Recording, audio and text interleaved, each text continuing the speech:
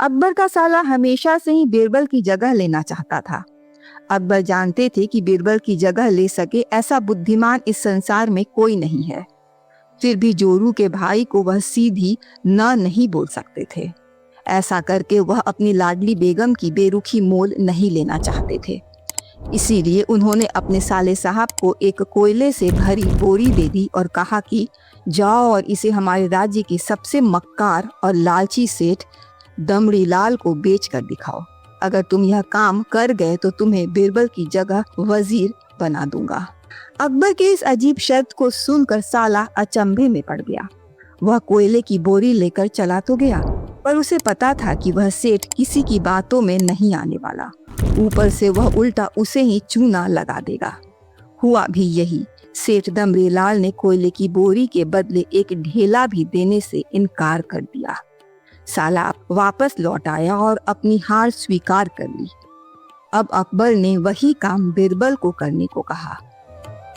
बीरबल कुछ सोचे और फिर बोले कि सेठ दमड़ी लाल जैसे मक्कार और लालची सेठ को यह कोयले की बोरी तो क्या, मैं सिर्फ कोयले का एक टुकड़ा ही 10,000 रुपए में बेच आऊंगा।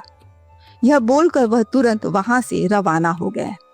सबसे पहले उसने एक दर्जी के पास जाकर एक मखमली कुर्ता सिलवाया, हीरे मोती वाली मालाएं गले में डाली, महंगी जूती पहनी और कोयले को बारीक सुरमे जैसा पिसवा लिया।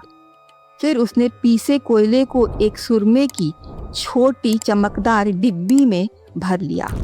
इसके बाद बीरबल ने अपना भेष बदल लिया और एक मेहमान घर में रुककर इश्तिहार दे दिया कि बगदाद से बड़े शेख आए हैं जो करिश्माई सुरमा बेचते हैं, जिसे आंखों में लगाने से मरे हुए पूर्वज दिख जाते हैं और यदि उन्होंने कहीं कोई धन गाड़ा है तो उसका पता बताते हैं।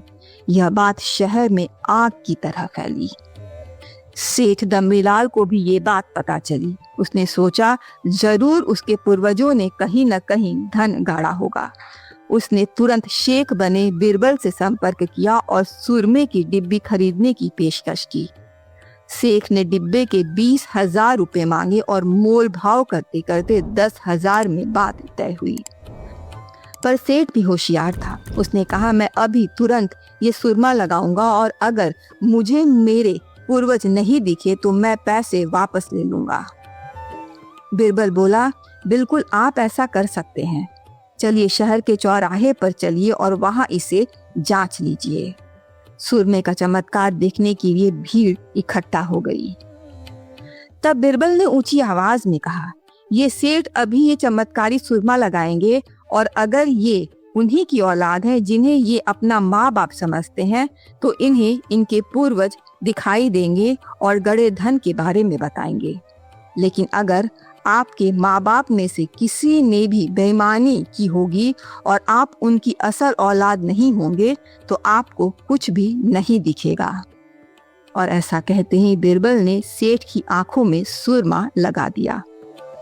फिर क्या था, सिर खुजाते हुए सेठ ने आंखें खोली। अब दिखना तो कुछ था नहीं, पर सेठ करे भी तो क्या करे। अपनी इज्जत बचाने के लिए सेठ ने 10,000 बीरबल के हाथ थमा दिए और मुंह फुलाते हुए आगे बढ़ गए। बीरबल फौरन अकबर के पास पहुंचे और रुपये थमाते हुए सारी कहानी सुना दी।